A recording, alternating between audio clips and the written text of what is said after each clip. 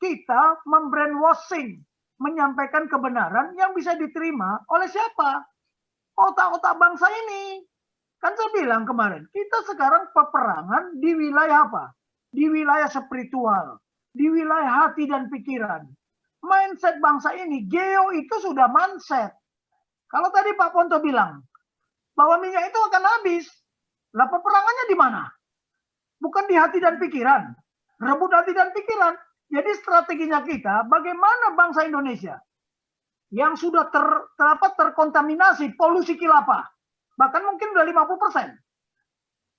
Nah, bagaimana mencuci otak mereka, menyampaikan kebenaran ini?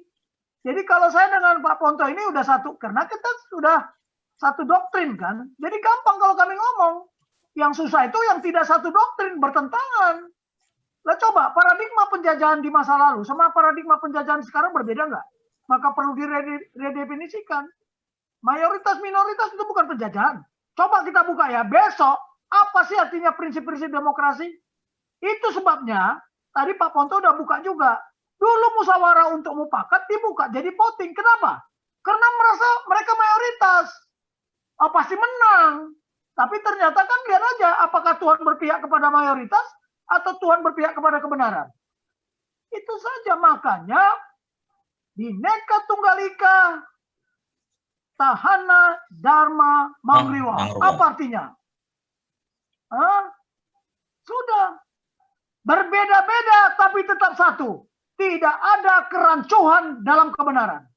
Jangan dibohong-bohongi. Emangnya orang sekarang goblok apa? Udah tahu semua kok. Nah sekarang ini terjadi peperangan informasi. Hoax dimasukkan terus-menerus. Nah kita juga sampaikan kebenaran terus-menerus. Tapi jelas punya data. Loh, seperti Haikal kemarin di depan mata saya sendiri. Ya tunjukkanlah videonya. Udah di tembok kayak tembok Cina. Datang Bu Monik mau ngomong. Nggak bisa. Nah ini memang sudah by design, hati-hati kita. Jangan masuk ke bingkainya mereka. Ya, kalau perlu bingkainya dirobek gitu loh. Kita kan di frame ini sekarang. By design. Di bingkai. Bagaimana orang-orang nasionalis ini, Pancasila ini dihabisin. Nah sekarang mau lihat. Ini ketika Ahmadinejad menjadi presiden, dia bilang apa? Coba buka visinya. Ratakan. Tidak ada lagi Israel di peta dunia. Kan itu. Lihat. Padahal dia Syiah kalau nggak salah. Ya, tetapi kenapa sekarang Arab, Saudi Arabia itu bermusuhan loh dengan Iran? Nah yang begini-begini saya bilang, di sana terjadi proxy war, sama plus itu loh yang paling berbahaya. Konflik among the people by proxy. Jadi bukan hanya war saja, tapi konflik. Saya kan sudah katakan, kalau war itu pasti konflik. Tapi konflik belum tentu war. Sesama orang Palestina. Makanya kita sampaikan kebenaran. Apakah Israel itu penjajahan? Itu bahasa intel ya. Bahasa intelijen. Sebelum kita mengisi paragraf satu situasi, Pak Ponto tahu karena kita satu ilmu. Apakah Israel adalah negara penjajah? Kemudian kedua, apakah Palestina yang sekarang adalah Filistin di masa lalu? Nah, ketiga, dari mana itu kata Palestina? Siapa yang menetapkan itu Palestina? Gitu dong. Kenapa dulu Ottoman Empire? Kenapa dia sama orang Palestina juga sekarang siapa saja orang-orang yang disebut Palestina di sana yang berkewarganegaraan Palestina? Ini harus dijawab dan ini saya kan bilang saya nggak ke Israel, kemudian di sana juga nggak ada atan. Kita nggak bisa tanya kepada siapa kita tanya. Ya orang yang sering berkunjung ke sana. Kalau saya ke sana saya tanyain satu-satu dari mana asalnya ceritanya. Kalau perlu 1 tahun. Nah kebetulan Bu Koni tahu karena dia ada di sana belajar. Nah Bu Koni itu kan pengamat militer ya. Dia juga sangat senang dengan yang begini-beginian. Ya, dia sudah mendapat bahkan dia sudah pikul salib kok, diangkat salib itu. Dia tahu karakter-karakter orang Arab di sana. Dia tahu karakter-karakter orang Yahudi di sana. Nah, itu berbeda-beda lagi. Ada Yahudi yang beragama Kristen, ya katakanlah yang menganut Kristen lah. Saya bilang dari dulu nggak ada agama. Ya, tapi makanya itu jangan kita adu agama dengan agama. Kitab suci diobok-obok, diadu-adu. Inilah paradigma yang sekarang. Nah, paradigma, tolong kita lihat juga ya. Flashback lah kita. Tahun 48, dunia ini kan hancur-hancuran. Jepang babak belur. 45 dibom, cobalah. Bernapas nggak dia? Bom atom itu. Di daerah Eropa sana, baru terjadi Normandi. Perang Normandi di sana itu. D-Day itu. Ya, di Asia dipimpin oleh MacArthur, di sana sama Dwight Eisenhower. Lo lihat, tapi itu kenapa? Sekarang tanya, kita harus bongkar kenapa Israel membunuh semua orang Yahudi, 3 Yahudi itu. Jadi saya setuju dengan teman saya ini, bukan karena kami sama-sama militer ya. Kenapa bangsa Yahudi itu biadab? Sekarang kita aja lah di rumah. Anak kita tiap hari kita tekan. Dia jadi biadab nggak? Yang bikin biadab siapa?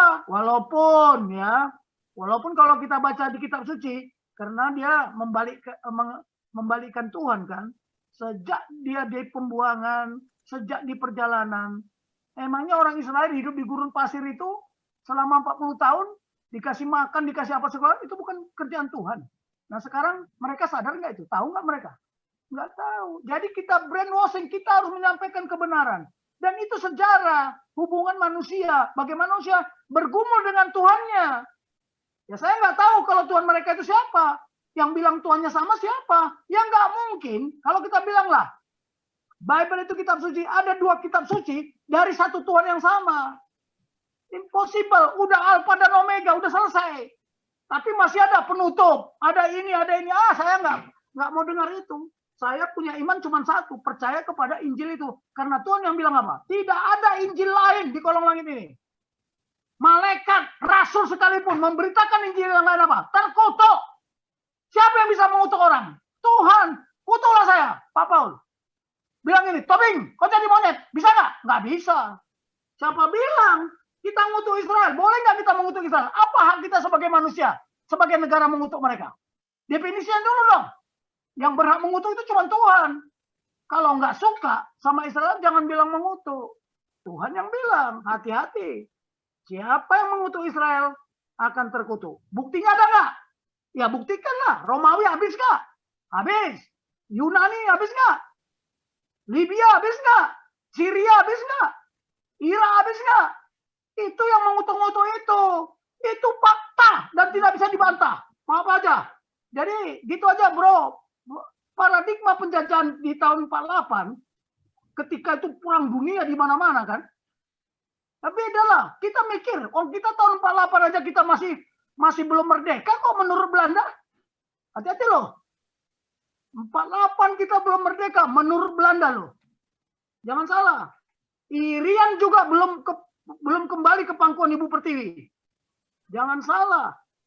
Ya ini bangsa ini lupa sejarah. Ngomongnya ahli sejarah. Ndas Mukio. Ingat ya, kalau bom atom nggak jatuh di Hiroshima, nggak mungkin kita merdeka. Udahlah. Iya. Ya bukankah dia dari Palestina? Kalau nggak ada orang Yahudi, Indonesia nggak merdeka. Nah itu, buktikan sama dia. Makanya tadi logika berpikir, logika berbalik. Kalau umpamanya Palestina nggak mengaku Indonesia, apa Indonesia nggak merdeka? Nggak perlu pengakuan dia. Kok kita dibilang berhutang? Nenek moyang saya nggak berhutang sama mereka. Darah orang Batak udah banyak berceceran juga. Ingat ya, orang Batak, coba cek. Raja Singamangaraja nggak pernah menyerah. Dan wilayah Batak sampai Belanda masuk, belum pernah dijajah. Buktinya apa?